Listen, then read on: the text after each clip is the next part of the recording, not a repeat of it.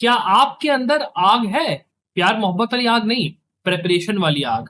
और अगर इसका जवाब है हाँ, तो यार बहुत ही अच्छा, आप लोग मेरे बब्बर शेर हो, बहुत ही बढ़िया।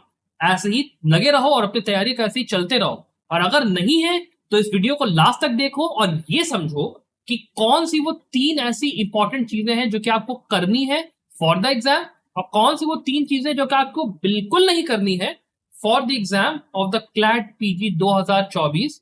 बिकॉज यहां पर टाइम बहुत कम रह गया है और इन चीजों को करना और ना करना आपकी तैयारी को टॉप ऑफ द क्लास और एकदम बॉटम ऑफ द ग्राउंड पहुंचाने के लिए रिलायबल रिस्पॉन्सिबल होगा। इसके साथ ही में अगर आप संभल लॉ के मॉक पेपर्स में एनरोल्ड हैं तो प्लीज जो संडे को हम लोग हर बार मॉक पेपर्स कराते हैं उनको अटेम्प्ट करना शुरू करिए as and when the mock paper happens. Because अगर आपकी प्रिपरेशन एक सर्टेन थ्रेशोल्ड पे आ चुकी है तो अब राइट टाइम है, बिल्कुल हाई टाइम है मॉक पेपर्स को लगाना शुरू करने का।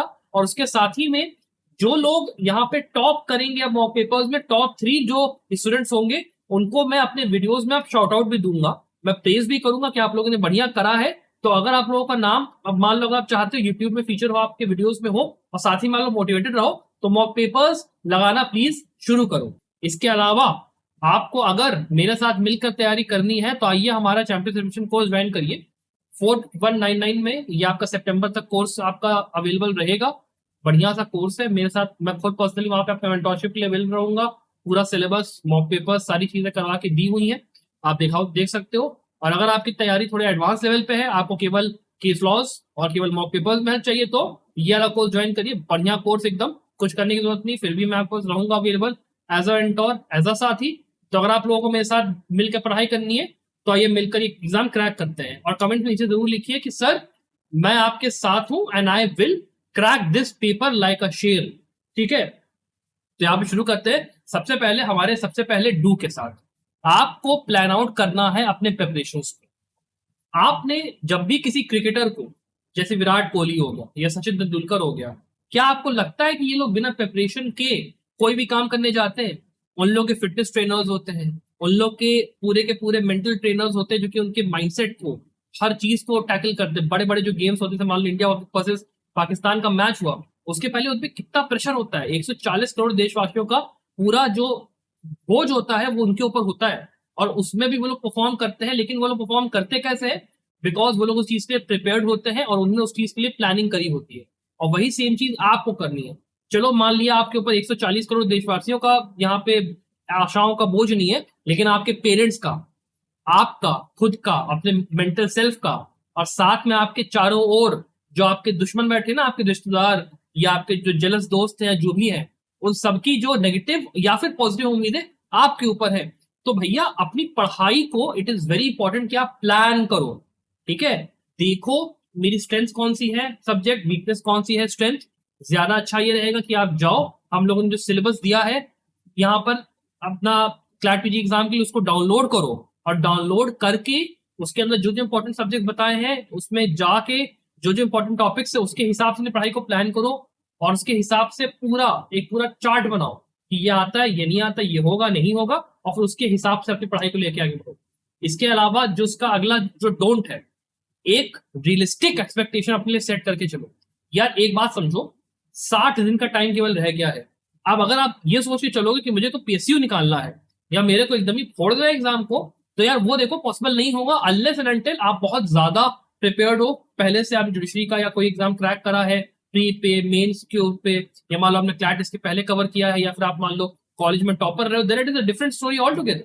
ठीक है, तब आप मॉक पेपर्स लगा के बाकी कुछ करके यू कैन डू इट। लेकिन अगर आप फ्रॉम स्क्रैच चालू कर रहे हो या पिछले 3-4 महीने तैयारी कर रहे हो लेकिन अभी तैयारी अच्छी जा नहीं रही है, then it is time to face the reality कि अब टाइम उतना रह नहीं गया है। मुझे अपना टारगेट टॉप 5 एनएलयूज तक रखना चाहिए। कोशिश होनी चाहिए कि अगर मान लो मैं पीएसयू के लिए टारगेट कर रहा हूं तो मेरा रैंक 300, 400, 500 में आए, और अगले बार जब मैं दोबारा क्लैट दूं तो मेरे को एक अच्छा ग्राउंड बेस मिल जाए जिसके ऊपर मैं बिल्ड अपॉन कर सकता हूं।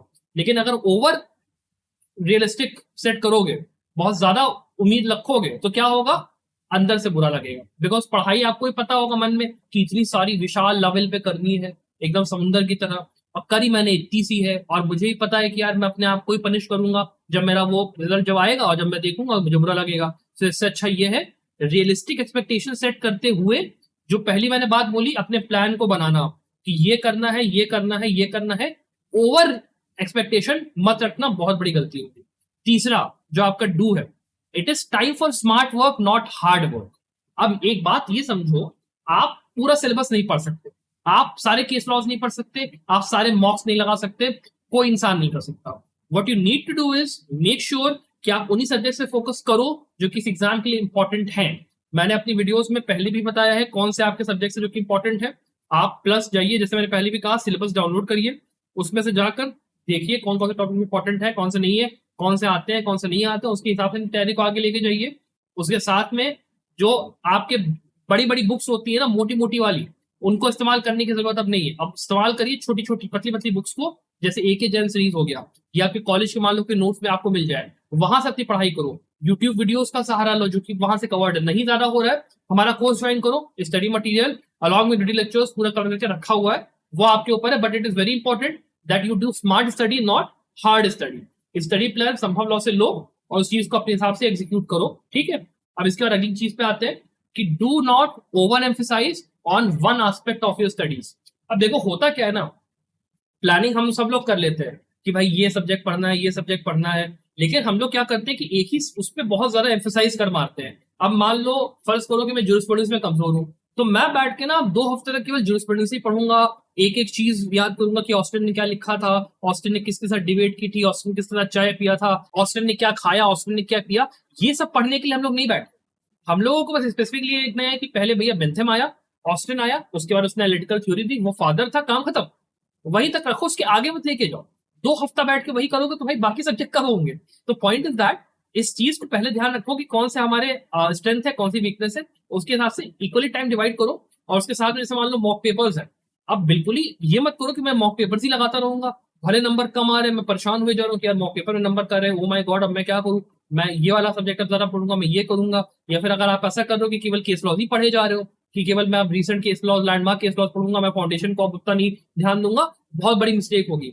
सारी चीजों को इक्वली करके चलो, बिकॉज जैसे समझ लो एक न्यूट्रिशियस फूड होता है ना, जब आप खाना खाते हो तो एक बैलेंस डाइट, डॉक्टर बोलता है कि बैलेंस डाइट होनी चाहिए।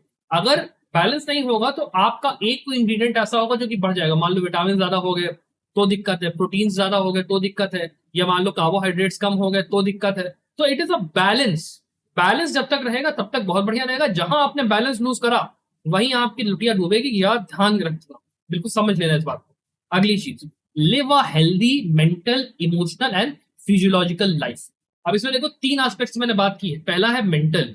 मेंटल का मतलब यह है कि फालतू की ओवर थिंकिंग, पैनिकिंग, स्ट्रेस, इन सब चीजों से बिल्कुल दूर रहो। बिकॉज आप जितना इस बात पे फोकस करोगे कि टाइम कम है, मैं नहीं कर पाऊंगा, ये होगा वो होगा, उतना ही आप अपनी पढ़ाई को लेके हैम्पर मारोगे। उन सारे मेंटल थॉट्स को हटाओ अपने दिमाग से, जितनी हो सके कोशिश करो।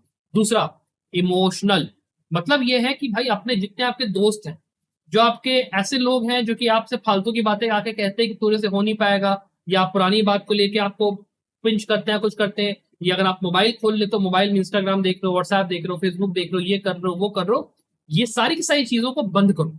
बिकॉज नहीं बंद करोगे तो आपका जो दिमाग है ना, वो इन्हीं इमोशनल थॉट्स में पूरे टाइम चलता रहेगा, ऐसे मछली की तरह कि भाई हाँ हाँ हाँ ठीक है, और पूरा दिन बर्बाद होगा। फिर आपको अगले दिन उस चीज का बुरा लगेगा कि यार मैं अपना जो शेड्यूल था वो फॉलो नहीं कर पाया। सो ये काम मत करो। अपनी जिंदगी में आपको आग लगाने की जरूरत है, डेफिनेट सी बात है, लेकिन वो जो आग है वो आपकी तैयारी की आग है, अपने इमोशंस में जलने की और अपने दोस्तों के सुनने की और ताने को बार बार रिपीट करने की दिमाग में नहीं, अपने पढ़ाई को लेकर आपकी आग वो मन में होनी चाहिए। That is very very important. और लास्ट है आपकी फिजियोलॉजिकल लाइफ, मतलब है कि भाई एक्सरसाइज करो, हेल्दी डाइट लो, आराम से टाइम पे सो, टाइम पे उठो।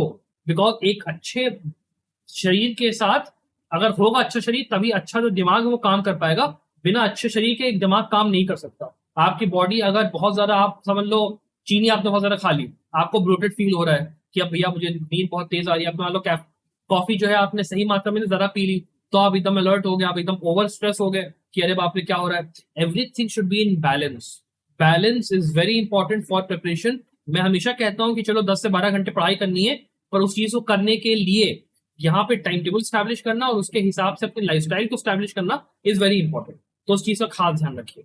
अब डोंट्स पे एक आखिरी डोंट आपका जो है वो है कि डोंट ओवर स्ट्रेस, पैनिक और लिसन टू अदर्स। मतलब पॉइंट सिंपल सा है जो मैंने पहले कहा, आप अगर दूसरों की बातों में आओगे, स्ट्रेस करोगे कि भाई मेरे साथ क्या होना है, कैसे होना है, क्यों होना है, मैं कर पाऊंगा नहीं कर पाऊंगा, 60 ही दिन बचे हैं, या मैं पहले कॉलेज में ऐसा पढ़ाई में था, मैं तो बहुत ज्यादा अच्छा था नहीं, ब्राइट था नहीं, ओ माय गॉड अब बाकी लोग इतना ज्यादा कर चुके हैं, मैंने तो इतना किया नहीं है।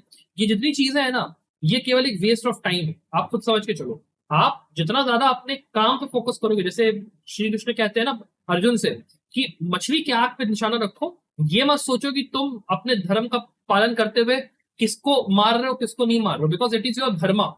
हो सकता है कि आपके पेरेंट्स नाराज हो जाए बिकॉज आप तैयारी ज्यादा कर रहे हो सकता है आपके दोस्त नाराज हो जाए, लेकिन अल्टीमेटली ये समझो कि जब आपका सिलेक्शन होगा तो उन्हीं लोगों को सबसे ज्यादा खुशी भी होगी, बिकॉज आपने वो करके दिखाया जो कि आपसे एक्सपेक्टेड था, और जिसके लिए आपके पेरेंट्स ने और आपके दोस्तों ने और आपके लव वंस ने आपसे एक्सपेक्टेशन रखी है।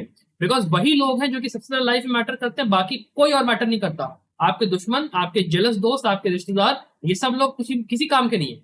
What matters is these people who are core, जो कि आपकी इमोशनल बैकबोन है।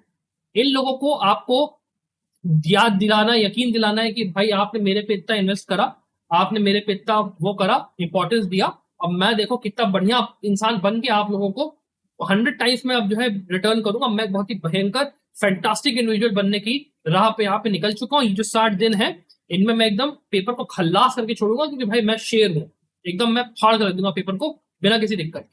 तो अगर आप इस सेंटिमेंट को, इस चीज को आप समझते हो, तो प्लीज पहला काम तो नीचे कमेंट पे लिखिए जरूर कि सर मैं आपके साथ हूँ और मैं इस एग्जाम को एकदम शेर की तरह क्रैक करूंगा।